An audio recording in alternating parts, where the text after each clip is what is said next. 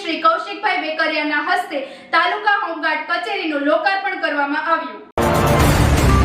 આ પ્રસંગે ફરજ દરમિયાન ઉત્કૃષ્ટ કામગીરી કરનારા તેમજ નિવૃત્ત થયેલા હોમગાર્ડ જવાનોનું રાજ્યમંત્રીશ્રીના હસ્તે સન્માન કરવામાં આવ્યું।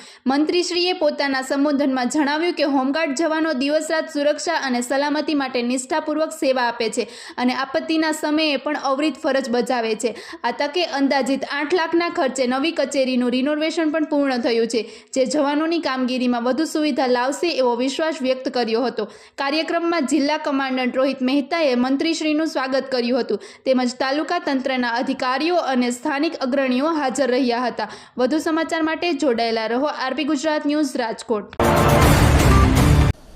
જે રીતે હોમગાર્ડના મિત્રો દ્વારા માનદ સેવા જે રીતે અપાતી હોય છે, કોઈ પણ પરિસ્થિતિ હોય ને હોમગાર્ડને આદેશ કરવામાં આવે, તમામ મિત્રો એમાં હાજર હોય છે, ખૂબ સારી રીતે સેવા બજાવતા હોય છે અને સેવામાં લગભગ ડ્યુટી નાઇટની જ એમના ભાગે આવતી હોય છે। નાઇટ ડ્યુટીમાં બધા મિત્રોની સેવા સરકાર દ્વારા લેવામાં આવતી હોય છે। આ સેવા લોકો માટે તમે લોકો સારી રીતે કરતા પણ હોય છો, તમને સવિશેષ અભિનંદન પણ આપું છું।